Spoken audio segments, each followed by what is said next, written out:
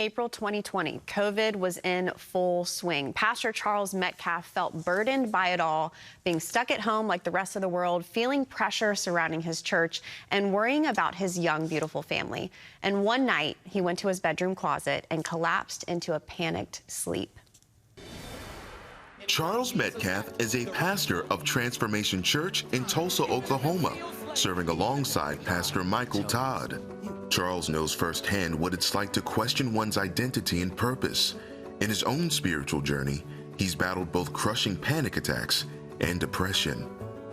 With the new book, God Chose Me, Charles explains how he came to have a healthy sense of identity and believe the depth of God's love.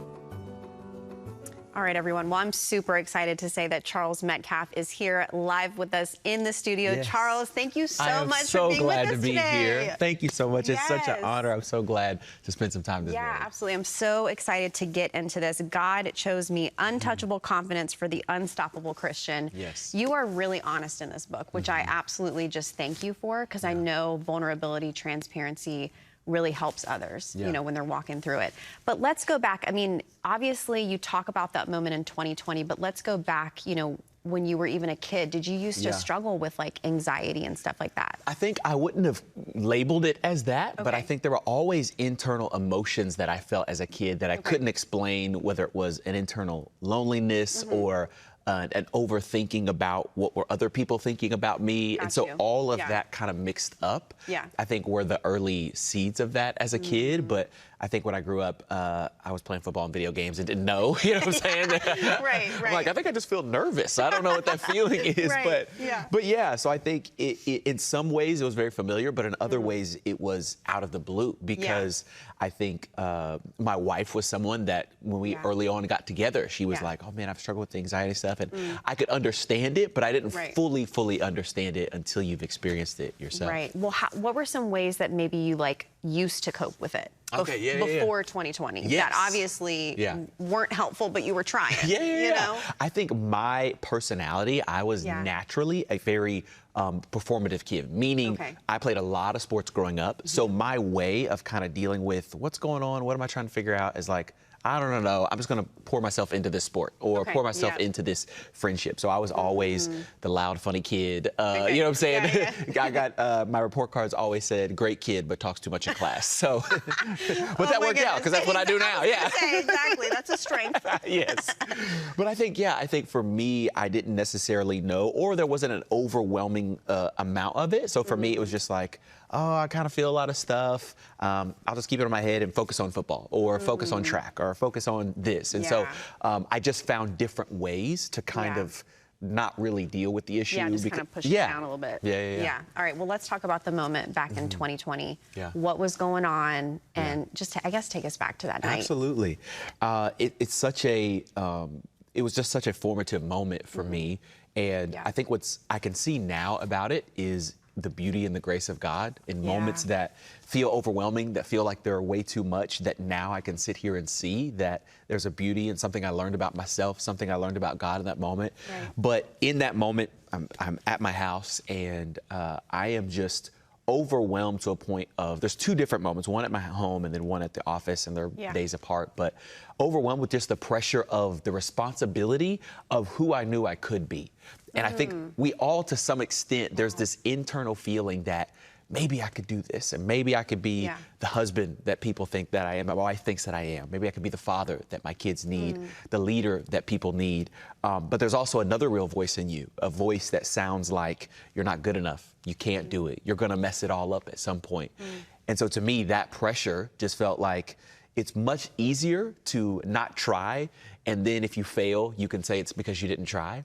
It's much more terrifying to say I gave it everything I had and it wasn't enough. And I think for me, that's what I felt. I felt like if I try at being a leader, the pastor, the husband, what if it's not enough? What if I'm not good enough? And all of those thoughts just led me to a place of darkness, of loneliness in my mind. My wife would ask me what's going on, and it was just like, oh, I'm fine, it's whatever. Friends would ask me, and oh, it's fine. But the truth is, it just wasn't. I was just in my mind. I was worried, overwhelmed, and just very isolated. And you just, that moment, I mean, you were in your closet, you just like went down, and then Yeah. you just kind of slept for a while. Yes, yeah. I'm in my room.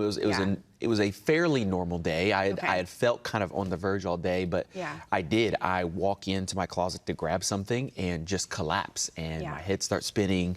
I can't catch my breath, and my wife comes in. She helps me to the bed, and I'm so overwhelmed. My body is tangibly shaking, and I kind of just panic myself to sleep. Right. And I wake up, and I kind of wake back up, and I still feel the tremor of just all of the anxiety. And in that moment, my eyes are closed, but I hear, "Hey, we're all here." And it's a deep voice. I know immediately who it is. It's my best friend and pastor, Michael Todd.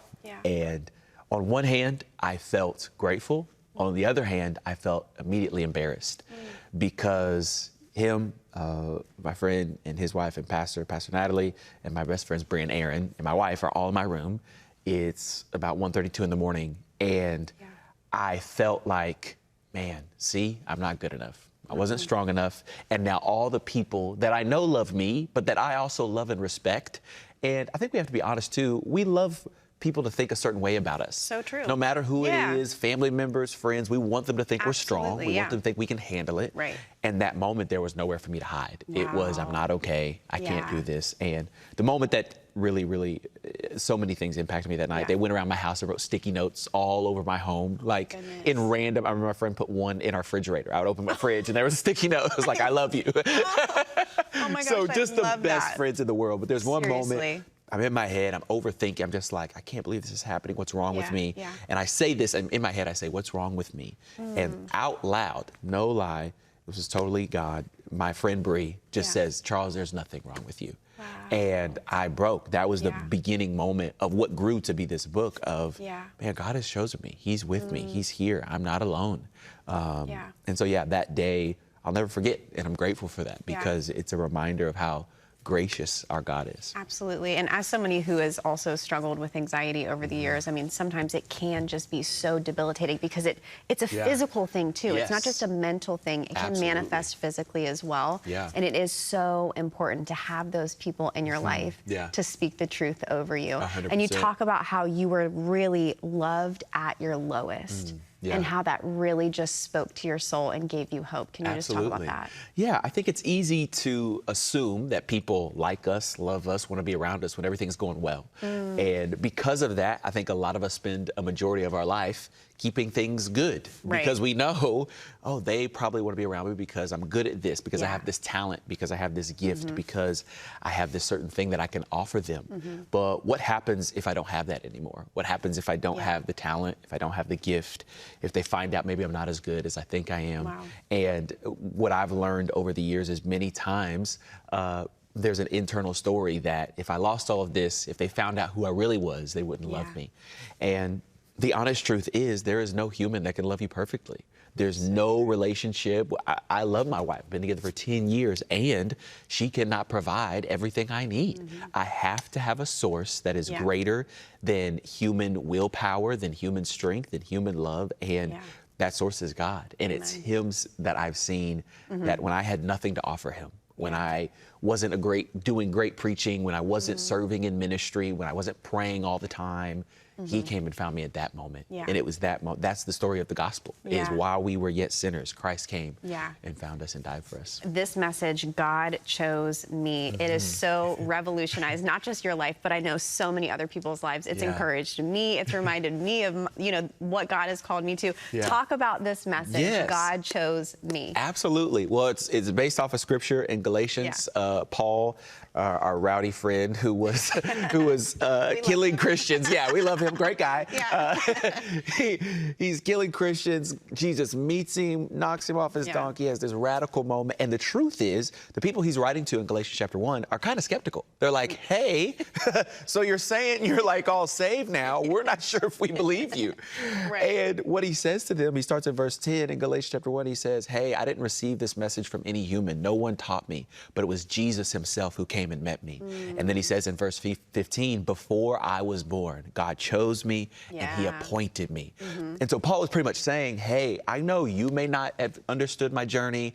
You may still have some questions about my validity, but I know for a fact it was God who came and found me on my road. It was God who transformed my life. Yeah. And so he goes on, he lists for a whole other chapter about how he went straight into ministry without having to consult all the different apostles because he knew he had been chosen by God. Yeah. And I remember reading that story in that portion of scripture, and I just related so much to it. Like, nobody else could have gotten me here. I mean, if we all think about our own stories, it's like God has used people and done beautiful things and given opportunity, but the overwhelming story is he has taken us from a random situation where we were not qualified for, and he chose us. Yes. And when you start to think about that, when I get to start thinking, I get excited now every time I talk about it because it is the ultimate source of confidence. It is, no matter if my friends choose me, if the boss chooses me, if anybody else does, I know the person who created the stars, he chose me.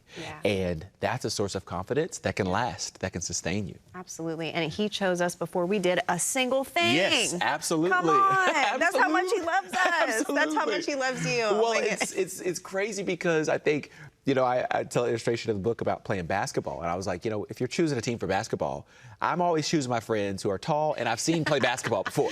There are certain friends I know. It's like, hey, man, I love you, but you're not going to get picked. But God is so crazy. He knows our weakness. He knows that we're not good. He knows we're going to miss shots, and he still chooses us.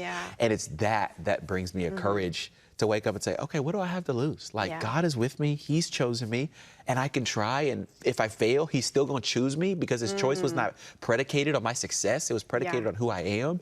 And I've just had to realize, and I think so many people have realized in reading the message, that this is the most genuine and purest form of confidence. It's not that you can't get it other places. You can get confidence from making money, accomplishing things, the people you know.